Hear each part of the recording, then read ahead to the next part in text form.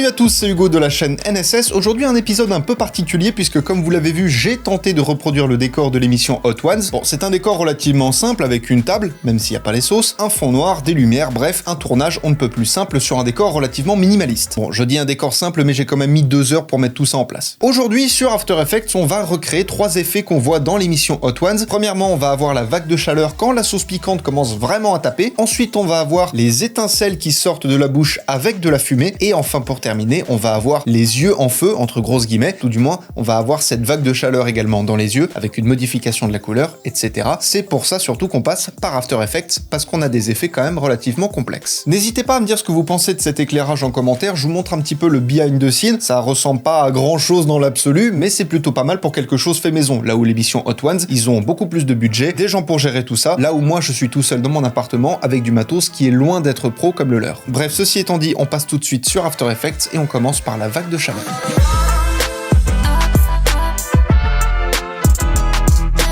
L'effet de déformation de chaleur va reposer sur 2 effets principaux. Premièrement, on va avoir une déformation globale. On voit ça souvent quand on regarde la route et qu'il fait très chaud, on a effectivement une déformation. Et surtout, on va avoir un effet de flou organique. On va pas avoir un flou constant et uniforme, mais par petites taches entre guillemets qui va évoluer en fonction de la chaleur, mais vous allez voir. Premièrement, on va créer cette animation de distorsion. Alors pour ça, vous allez faire un clic droit dans votre timeline, aller dans Nouveau et sélectionner le calque d'effet. Et sur ce calque, on va mettre un premier effet qui s'appelle l'effet turbulence. Quand vous le placez directement, vous voyez que vous avez déjà une déformation et on va venir animer tout ça. Vous allez vous placer à 10 images dans votre timeline, c'est histoire de laisser un petit peu de marge au début pour qu'il n'y ait pas l'effet tout de suite. Et dans votre fenêtre effet, vous allez passer la quantité de 50 à 0, la taille également de 100 à 0, même si la taille minimale est de 2, et vous allez activer les chronomètres de quantité, de taille et d'évolution. Alors on va appuyer sur la touche U pour afficher nos images clés dans la timeline, et là on va avancer d'une dizaine d'images. Alors ça va être justement le moment où va apparaître l'animation. Vous pouvez faire plus ou moins long, mais une dizaine d'images, c'est une bonne base. À partir de là, vous allez augmenter la quantité et la passer de 0 à 10 et augmenter la taille de 2 à 20. Alors quand on active et qu'on désactive l'effet, comme vous le voyez, on a un effet de turbulence qui est très léger et on n'a pas besoin de plus. L'idée, c'est pas d'avoir une déformation où effectivement dans l'image, on reconnaît même plus ce que l'on regarde et surtout où ça a un effet complètement ridicule. Ceci dit, ça peut rappeler l'effet bulle de mercure. Je vous remets un tuto en haut de l'écran. Une fois que vous avez généré ces 2 images clés, vous allez les sélectionner et appuyer sur la touche F9 de votre clavier, ça va passer vos images de linéaire à Bézier. Quand on regarde sur l'éditeur de graphiques, ça c'est linéaire, donc vous avez une évolution stable entre les 2 valeurs des images clés, et quand vous êtes en Bézier, vous avez déjà quelque chose de beaucoup plus organique, où ce sera plus rapide au début et plus lent à la fin. Et ensuite, on va animer l'évolution. Alors l'évolution de la turbulence, c'est vraiment ce qui va nous créer cette vague de chaleur, c'est vraiment l'effet le plus intéressant. Et pour ça, pour le coup, vous allez vous placer à la fin de votre rush et passer le nombre de révolutions de l'évolution de 0 à 10. L'évolution, ça marche comment? À droite, vous avez le nombre de degrés qui va jusqu'à 360 et une fois que vous avez atteint le 360, ça vous fait une révolution complète. Et donc là, on en fait 10 des révolutions. Déjà, vous avez une première animation. Quand on regarde au niveau des sauces, c'est là où c'est le plus flagrant, c'est là où on remarque le plus l'animation. Et maintenant, comme je vous l'ai dit, on va venir créer justement cet effet de profondeur avec le flou et c'est une toute autre méthode particulièrement complexe quand on ne connaît pas. Premièrement, on va venir faire un clic droit sur notre timeline, sélectionner Nouveau et sélectionner Solide. Il se met automatiquement à la résolution de la séquence et vous pouvez par exemple le renommer flou et vous faites OK. Et sur ce solide, vous allez venir placer l'effet bruit fractal. Alors le bruit fractal, pour vous expliquer ça de manière très simple et très concise, vous avez comme vous le voyez du blanc, du noir et ça va passer par toutes les nuances de gris. L'idée c'est qu'avec ces différences de couleurs, on va pouvoir créer des incrustations en fonction de la lumière. C'est ce qu'on appelle les alphas et les luminances. Et en gros, ce que l'on va dire à After Effects, c'est que typiquement par exemple sur les teintes les plus claires, il va activer cet effet de flou et sur les teintes les plus sombres, il va les désactiver. Et c'est comme ça qu'on aura cet effet de profondeur un peu organique qui va s'animer avec l'effet turbulence. Mais encore une fois, une démonstration sera toujours mieux qu'un long discours. On va déjà modifier 2-3 petites choses. Premièrement, vous allez passer le contraste de 100 à 200 pour amplifier justement cette différence de zone claire et de zone sombre. Ensuite, dans la transformation, vous allez passer l'échelle également de 100 à 200 pour avoir des zones un peu plus grandes. Et on va réduire un peu la complexité de nos motifs et on va passer de 6 à 2. Voilà, là on a déjà quelque chose de plus lisse. On retrouve retrouve cet effet de flou et c'est déjà beaucoup mieux. Ensuite, au même titre que la turbulence que l'on a vu avant, on va faire cet effet où notre effet de flou va monter puisque comme vous le savez, la chaleur monte vers le haut et donc on va animer ce décalage. Vous vous placez au début de votre timeline, vous activez le chronomètre de décalage de turbulence. Je vais appuyer sur la touche U pour afficher mon image clé dans la timeline. Je me mets au bout de mon rush et pour un rush d'environ 5 secondes, vous allez faire un décalage de 2000 pixels. Donc pour ma part, je vais passer de 540 à moins 1500 puisqu'il faut aller dans les valeurs négatives pour que ça monte si vous gardez les valeurs de base initiales. Là, dans l'absolu, on est déjà plutôt pas mal. On va juste rajouter un petit côté organique en replaçant un nouvel effet de turbulence. Cette fois-ci, on le place tel quel, on n'a même pas besoin de le modifier. Et donc là, comme vous le voyez, on a déjà une animation beaucoup plus intéressante. Maintenant, c'est là que tout va se jouer pour notre effet de flou. Premièrement, vous allez faire un clic droit sur le solide qui contient le bruit fractal. Vous allez sélectionner la précomposition, qui est l'équivalent du fait d'imbriquer une séquence sur Premiere Pro, et vous allez transférer tous les attributs dans une nouvelle composition. Et vous faites OK. Ensuite, vous allez générer à nouveau un calque d'effet. Alors vous pouvez très bien sélectionner le premier, faire CTRL-D et le placer au-dessus de la précomposition que vous venez de faire. Et bien évidemment, vous supprimez l'effet de turbulence. Et là, on va faire deux choses. La première, c'est qu'on va venir chercher un effet qui s'appelle le flou encadré accéléré, juste ici, et vous le placez donc sur votre calque d'effet. Vous passez le rayon de flou de 0 à 5. Vous allez cacher votre précomposition en cliquant sur le petit œil juste là. Et donc là, on va créer ce fameux effet d'incrustation, comme je vous ai dit, entre l'alpha et les luminances. En tout cas, pour le coup, ce sera surtout des luminances. Vous allez modifier l'application d'un cache de votre calque d'effet et vous allez passer de pas de cache à votre précomposition. Alors, si vous n'avez pas toutes ces options, vous faites un clic droit au niveau des options que vous avez au-dessus de la timeline. Vous allez dans colonne et là, vous avez donc les fameuses options. Et surtout, on va modifier cette petite case où là, actuellement, on est en alpha. Et comme je vous l'ai dit, on a alpha et luminance. Nous, ce qui va nous intéresser, c'est la différence de lumière entre le blanc et le noir. Donc, on va passer en luminance. Et comme vous le voyez d'un coup, on a des parties nettes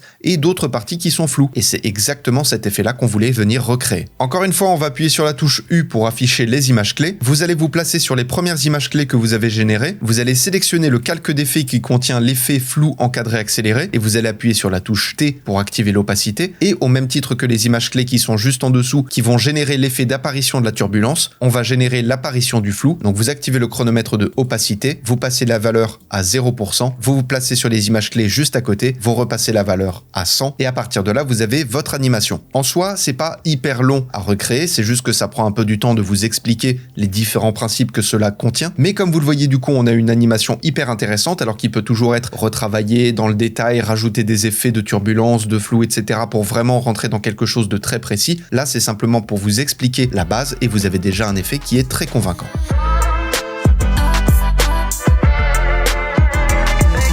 Le second effet qui revient souvent, comme je vous l'ai dit, c'est le fait de tousser et au moment de tousser, il y a soit des étincelles, soit de la fumée, soit les deux. Et personnellement, je préfère les deux. Quand il y a un peu plus d'éléments, c'est plus intéressant. Pour le coup, c'est un effet qui est un peu plus simple à recréer parce qu'on va pas générer nous-mêmes la fumée et les étincelles. Donc ça va être juste de l'application de mode de fusion, mais ne vous inquiétez pas, je vais vous montrer tout ça. Comme je vous l'ai dit, pour ce qui est de la bouche en feu avec la fumée, les particules, etc., on va vraiment faire au plus simple puisque générer de la fumée ou des particules sur After Effects, c'est un travail colossal déjà à part entière et donc on va s'économiser ce temps de travail. Je vous mets dans la description les deux vidéos que j'ai utilisées pour ma part, pour l'effet que vous voyez à l'écran. Comme ça, pour l'entraînement, vous pouvez utiliser les mêmes rushs que moi. Donc le rush à la base, c'est celui-ci. On va simplement avoir une apparition de fumée comme si quelqu'un toussait et c'est pas un hasard si j'ai pris cet effet-là. Alors ça peut être un effet très différent, tout va dépendre de votre personnage. S'il est en train de souffler comme ça, ce sera une apparition de fumée un peu différente, mais après vous faites en fonction de vos besoins. Et comme je vous l'ai dit, du coup, ça va vraiment être la partie la plus simple puisque l'idée, ça va être simplement de replacer l'effet et de l'incruster dans l'image. Donc pour le coup, on va commencer par le replacer. Je vais l'orienter de la bonne manière et réduire un peu sa taille. On va se placer à peu près comme ça. Et surtout, on va utiliser les modes de fusion. Alors toujours pareil, si vous ne les avez pas, un clic droit en haut, vous allez dans colonne et là vous avez les modes. Et pour ma part, je vais passer de normal à écran. Alors qu'est-ce que ça veut dire concrètement? Vous avez deux catégories majeures dans les modes de fusion. Vous avez la catégorie obscurcir et en dessous vous avez la catégorie éclaircir. Celle du haut va supprimer les teintes claires et celle du bas va supprimer les teintes sombres. Comme on l'a vu, la fumée était sur un fond noir. On a choisi une option de la catégorie éclaircir, donc c'est le fond noir qui est parti et pas la fumée. Si j'avais choisi l'inverse, comme vous le voyez, la fumée disparaît, laisse apparaître mon t-shirt et on garde le fond noir. Mais c'est pas ce qu'on veut. Donc on va placer l'effet de fumée au niveau de la bouche, à peu près ici. On va activer le chronomètre de position et le chronomètre de opacité, puisqu'on va refaire une apparition, alors très succincte cette fois-ci. Vous allez passer la valeur d'opacité de 100 à 0. Vous avancez de 3 images en maintenant la touche contrôle et en utilisant les flèches directionnelles du clavier. Donc 1, 2 et 3 images, et on repasse la valeur à 100%. Et ensuite, comme vous le voyez, la fumée reste relativement statique, elle reste globalement à la même place, mais comme vous le savez, avec une impulsion d'air, la fumée, ça évolue de position, donc on va déplacer sa position au niveau de la fin de notre rush, on va la décaler un petit peu comme ça, et quand on regarde ce que ça donne, on a un effet qui est déjà plutôt intéressant dans l'absolu. Ensuite, pour ce qui est des particules, c'est exactement le même principe. Alors là, on voit que ce sont des particules qui ont été créées sur After Effects, donc en soi, on aurait pu les recréer nous-mêmes, mais on va pas prendre forcément ce temps-là. Et donc l'idée, comme je vous l'ai dit, c'est globalement le même principe, à savoir repositionner et incruster. Donc pour le coup, on va commencer par ça, par repositionner. On oriente les particules, on réduit la taille, on les repositionne dans l'espace et on les incruste toujours avec ce même principe de supprimer le fond sombre. Donc pour ma part, je passais de normal à addition. Alors pour l'instant, c'est relativement discret, mais comme vous le voyez, on voit bien les particules. Sur vos particules, tout du moins pour celle-ci, vous allez faire un clic droit, sélectionner à nouveau précomposition et le renommer particules et vous faites OK. Alors quand vous faites ça, ça vous supprime les modes de fusion, c'est quelque chose qui est tout à fait normal, il suffit juste de remodifier ce mode en repassant de normal à addition. Mais pourquoi est-ce qu'on a imbriqué nos particules? Pour une raison très simple, comme vous le voyez, ça va apparaître d'un coup, on va avoir une apparition à l'image près et surtout on va avoir des particules qui sont jusque là alors qu'on commence à peine à tousser et que la fumée commence à peine à sortir. Donc l'idée, ça va être de rentrer dans cette précomposition et de venir générer un masque. Pour ça, vous allez faire un clic enfoncé sur l'outil rectangle, sélectionner l'outil d'ellipse et venir faire un masque d'ellipse sur vos particules, à peu près comme ceci. Dans la timeline, vous allez développer le masque et surtout activer le chronomètre de tracer du masque en vous plaçant au début de votre rush. Ça, étant donné que c'est la forme finale que l'on souhaite, on peut le décaler déjà de quelques images dans le temps. On le décale d'une dizaine d'images à peu près. Et pour le début de notre rush, on va modifier le masque. Donc pour ça, vous sélectionnez votre métrage dans votre panneau composition et ensuite vous allez sélectionner le tracé du masque pour avoir les petites poignées et les points indépendamment et venir un petit peu le compacter comme ceci pour avoir vraiment une vidéo toute petite. Voilà, quelque chose comme ça à peu près, c'est pas parfait mais ça fera très bien l'affaire et comme ça vous allez avoir votre effet qui va grandir progressivement. Et du coup, comme vous le voyez quand on lit notre vidéo, on a la fumée et les particules qui sortent au moment où je tousse et c'est tout l'intérêt de cet effet. Comme vous l'avez vu et comme je vous l'ai dit, c'est beaucoup plus simple parce qu'on n'a pas pris le temps de recréer ces éléments-là, on a juste fait de l'incrustation.